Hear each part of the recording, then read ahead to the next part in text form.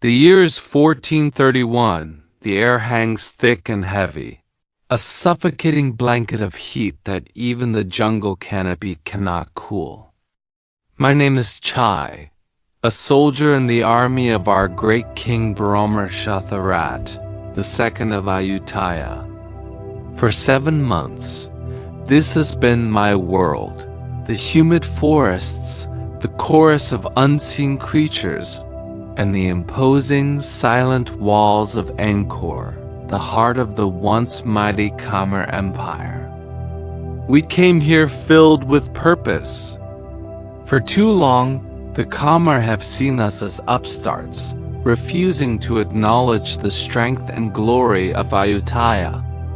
Our king, a man of iron will, declared that this arrogance would end. We marched with pride, our banners snapping in the breeze, convinced of a swift victory. Angkor, we were told, was a jewel ripe for the taking. But jewels have a way of being fiercely guarded. The march itself was an ordeal. The jungle is a relentless enemy. It drains your strength with its heat, saps your spirit with unseen dangers. Men fell to fevers, their bodies racked with chills under the sweltering sun. Strange sicknesses took others, their moans a constant, grim lullaby in our camps at night. Food became scarce. The rice we carried dwindled, and the jungle offered little sustenance to an army our size. Hunger gnawed at us, a dull, constant ache that mirrored the ache in our hearts for home. We were warriors, yet we battled starvation and disease as much as any Khmer soldier. And then we saw it, Angkor. Nothing could have prepared me for the sight. Towers of stone carved with the faces of gods and demons, reaching for the heavens. A city seemed to be a mountain range crafted by giants, a testament to a power that felt ancient and unbreakable. A wave of awe washed over me, quickly followed by a cold knot of fear. How could mere mortals breach such a fortress? The Khmer walls were formidable, their archers skilled. In the first weeks, their arrows rained down on us like a deadly storm, and many of my comrades fell before we even reached the outer moats. Our commanders were wise. A direct assault would be suicide. Instead, we settled in for a siege. Our orders were to strangle the city, to cut off every path, every river, every trail. No food, no water, no reinforcements would reach the people within, so we waited. The days bled into weeks, the weeks into months. We built our own city of bamboo and palm leaves around theirs, a ring of steel and desperation. The initial fear gave way to a grim resolve. We would not be broken.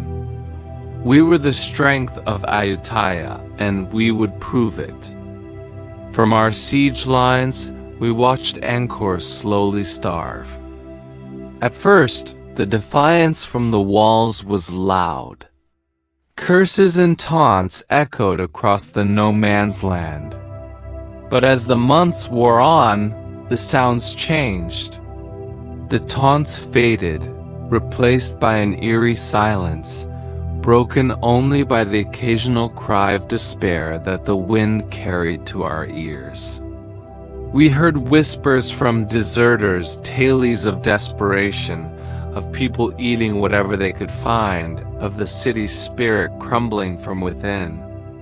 The monotony was its own form of torture. We patrolled, we stood guard, we fought off small, desperate raids from the city. We talked of our families, of the fields we left behind. dreaming of the taste of fresh mangoes and the cool waters of the Chao Phraya River.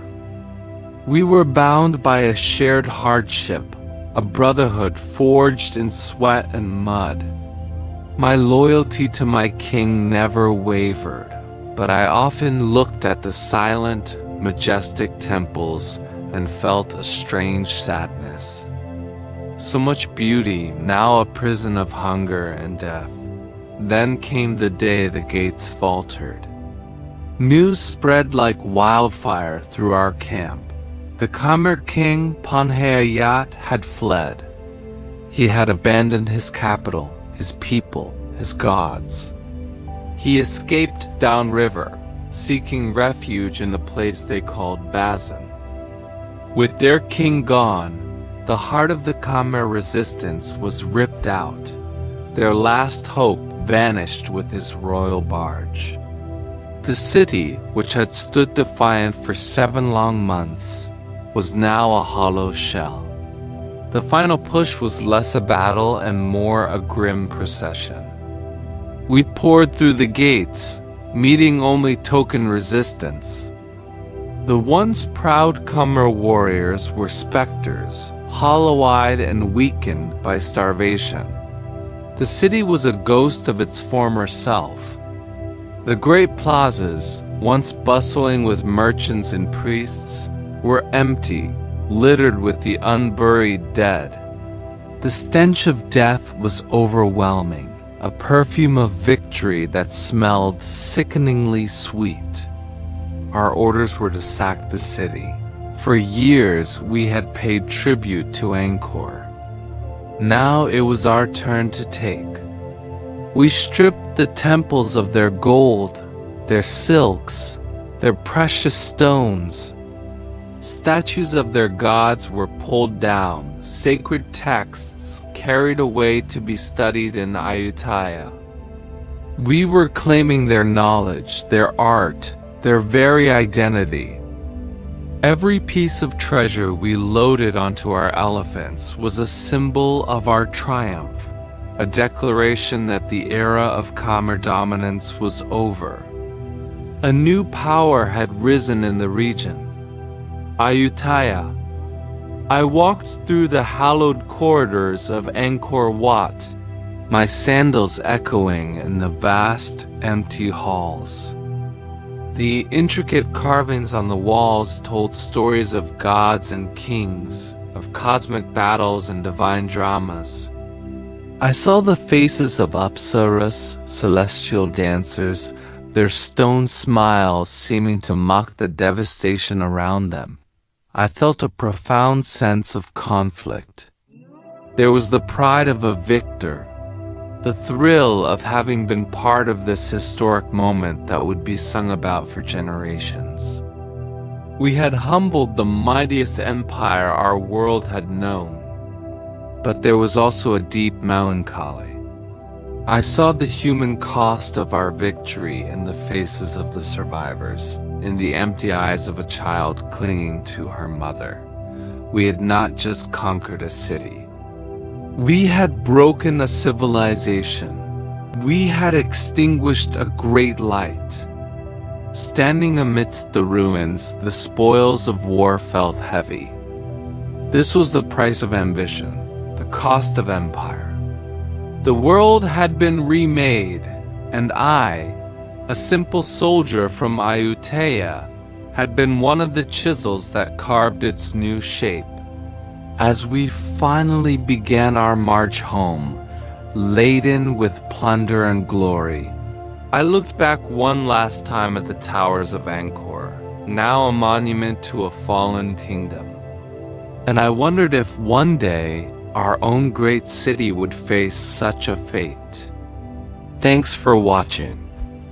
If you want to see more stories from history, make sure to like this video and subscribe to the channel. We'll see you in the next one.